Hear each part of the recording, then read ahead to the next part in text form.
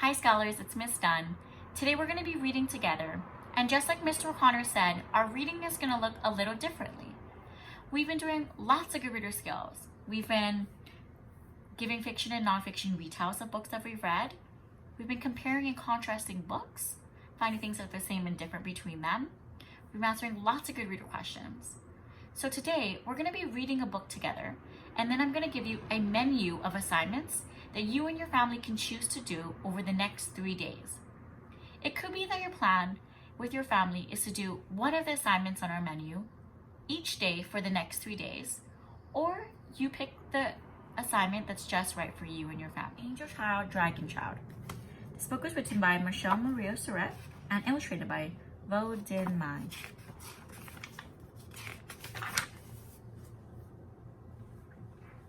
My sisters skipped through the stone gate 2 by 2. Mother was not there to skip with me. Mother was far away in Vietnam. She could not say, "Oot, my little one, be an angel child. Be happy in your new American school." I hugged the wall and peeked around the corner. Sounds like we're learning more about Oot and her family identity. She has 4 sisters and a mother that's in Vietnam that's not with her. A boy with fire-colored hair pointed his finger. "Pajamas!" he shouted. They were white pajamas to school. The American children tilted back their long noses, laughing. I turned away. "I want to go home to father and little Kwong," I said. Chi Hai's hands curved around my shoulders. Children stay where parents place them, Oot. We stay. Somewhere a loud bell jangled. I lost my sisters in the swirl of rushing children. "Pajamas!" they teased.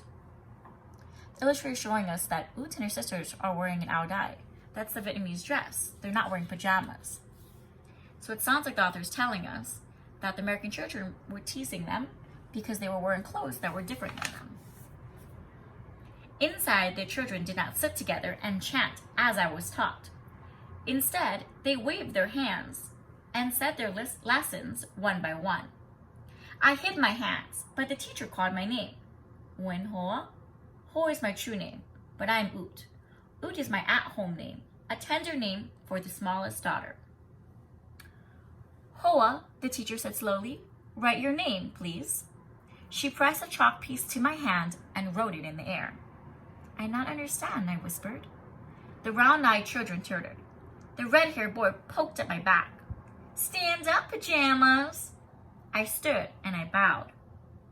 "Chow boy sung," I said, like an angel child. The children screeched like blue jays. Sounds like the author is telling us that this is Oot's first day at the American school. And so she is learning that the way that they do school in Vietnam is different than the way they do school in the United States of America. And the American kids were making fun of Oot because she does school differently than them. I sat down and flipped open my desktop, hiding my angry dragon face. Deep in my pocket, I felt my mother's gift. A small wooden matchbox with silvery edges. I took it out and traced the Hoa Phong on the lid, the flower. When I tapped the tiny drawer, Mother's eyes peeked over their edges. "I will keep you safe in here, Mother," I told her. "See, you will fit beside the crayons." Her listening face smiled. In my heart, I heard the music of her voice. "Do not be angry, my smallest daughter," she said. "Be my brave little dragon." So all day I was brave, even when the children whispered behind their hands and the clock needles ticked slowly. Finally, the bell trilled. Time for home. It sounds like Oot's using the picture of her mother to feel brave when she was at school for the first time and being away from her mom. As soon as he saw me, little Kwong cried, "Oot, Oot, Oot." His laughing eyes gleamed like watermelon seeds. I dropped my books and slung them to my hip.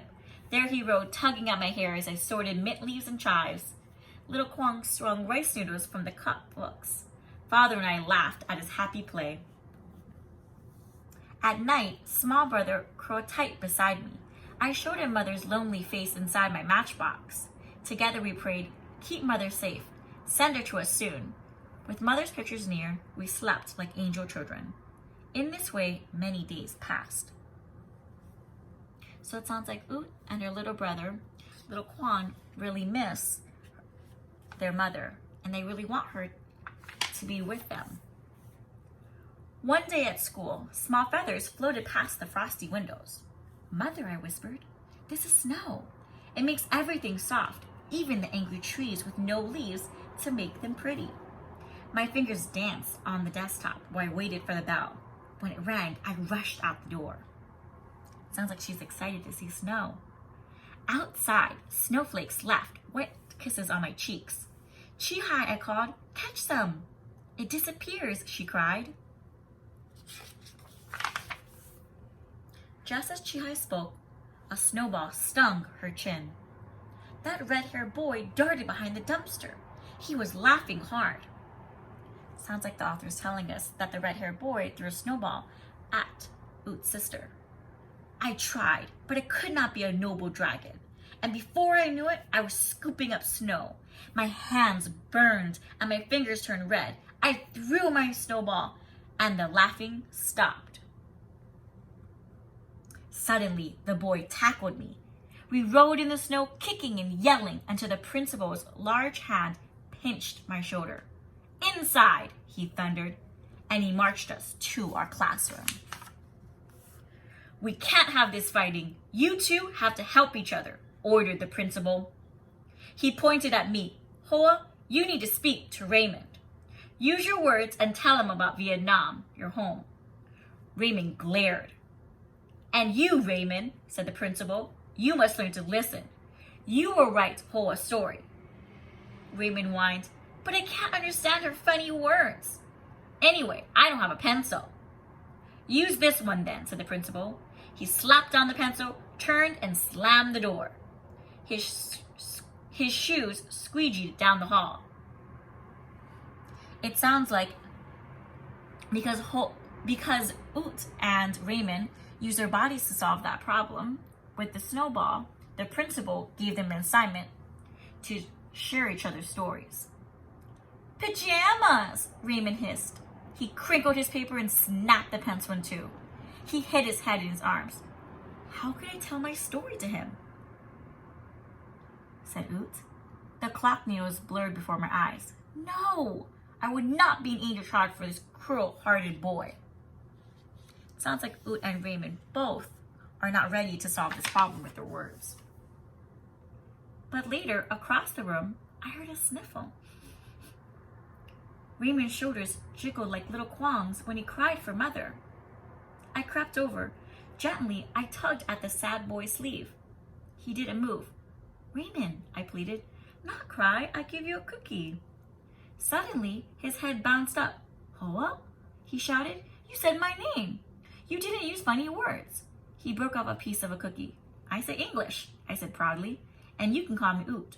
Oot's my at-home name from Vietnam. Okay, Oot, he mumbled, but only if you tell me what's in your matchbox. My mother, I told him. We giggled and ate the cookie crumbs. It sounds like they're having pleasant feelings now, and it sounds like they're ready to solve the problem. Excuse me. Then Raymond asked, why do you need your mother's picture? Mother is far away, I said softly. She didn't come with you? So many children in my family, I sighed. No money for Mother to come. Wait, said Raymond. He grabbed part of the broken pencil, and I handed him a new sheet of paper. Raymond said, now tell me about Vietnam, your home. Raymond scrawled my words in black squiggles, and I crayoned pictures in the margins of the paper. When we were ready, Raymond leaned out of the door and shouted, done! He waved the story like a flag. The principal squeegeed up the hall. You may go, said the big man, and we dashed through the stone gate together. It sounds like Oot and Raymond solved their problem by listening to each other's stories. And they were able to complete the assignment by the principal. The next day, the principal read our story to the whole school. These girls sailed many oceans to be here. They left behind their home, their friends, and most important of all, their mother. So now, Oot's mother needs money for a long boat ride to America, shouted a familiar voice. Raymond stood on his chair. And we could have a fair and earn the money. Remember, a fair is like an event where you can sell things, buy things, or learn new things. Young man, warned the principal. Raymond slid down his seat. We could, he insisted. I hid my eyes. I held my breath. Chi-Hai squeezed my hand. A special fair, a Vietnamese fair, my teacher exclaimed. My eyes opened wide. But who will help with the Vietnamese fair? Me, cried Raymond. We will, squealed the children. Well, what are we waiting for? Said the principal. And we all clapped for the fair.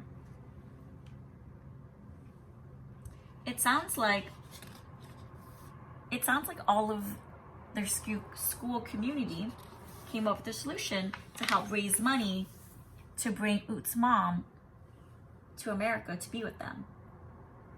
On this special day, I wore my white Aloud and welcomed everyone to our Vietnamese fair. Chào boi song, I said, bowing like an angel child. Chào boi song, they answered smilingly. High above our heads, our rainbow dragon floated freely. Below, Chi-Hai and her friends sewed rice cakes, imperial rolls, and sesame cookies. Raymond popped balloons and won 3 goldfish. He gave one to little Kwong. Don't eat it, he warned. By the end of the day, we had just enough money to send to Mother. It sounds like their solution worked. They raised enough money at the Vietnamese fair to send to Oot's mom. When will she come? I wondered. Every day we walked home wondering, when will Mother come? We slid through the icy winter. We splish-splashed through the spring rain. We tiptoed barefoot through the grass, still hoping she would come. And on the last day of school, when I knew the Hoi Hong were blossoming in Vietnam, Raymond and I raced home faster than all of my sisters. We were the first to see Father and little Kwong at the picture window. And beside them, Mother! The end. Angel Child, Dragon Child. Reading that with me, scholars. So now that we're done reading Angel Child, Dragon Child, I'm going to share with you a menu of assignments that you and your family can choose to do, some of them or all of them, over the next 3 days. So here's our menu of assignments, where we have a question, a retell, and a Venn diagram. Your first assignment on our menu is a good reader question, which is, why did Oot keep her mother's photo in her matchbox? And I'm going to turn to a page that you can use if you want to use it as evidence, looking at the author's words or the illustrator's pictures to support your answer to our good reader question. And of course, you can always re-watch this video to reread this book so you get evidence to support your idea for this good reader question. The second assignment on our menu is a retell. We know that good readers don't just read books and put them down. We read books and tell ourselves what we read to grow our reading dendrites. So we're going to use this framework, the somebody wanted but so then, to retell what happened in Angel Child, Dragon Child. We know that the somebody part talks about the main character, and I filled that in for us. Our main character in this book is Oot. The wanted part talks about what your main character wanted in the book. So what did Oot want? The but part talks about the problem in the story, or what stopped our main character Oot from getting what she wanted. The so part talks about the solution in the story, and then part talks about how the story ended. So your second assignment on our menu is to give a retell of our fiction book, Angel Child, Dragon Child, using the somebody wanted but so then framework. And the last assignment on our menu is our Venn diagram, where we're going to be comparing and contrasting 2 books. The book that we just read together with another book that we're making a text-text connection with. So I compared and contrasted our book that we read together with The Librarian of Basra, and I've included one way of how they were the same, where the community collaborated on a goal, and I've also included one way of how these 2 books were different. So in Angel Child, Dragon Child, Oot and her school had a fair to raise money for Ruth's mom, whereas the librarian of Basra, Aaliyah and her community, saved the books in Aaliyah's library from being destroyed. So you're welcome to compare and contrast Angel Child, Dragon Child with this book, or you could choose to pick any book that's just right for you, a book that you were already making a text-to-text connection with as we were reading. So again, your assignment for reading for the next 3 days is to do either 3 of these assignments on our menu or 1 or some of them that's just right for you and your family.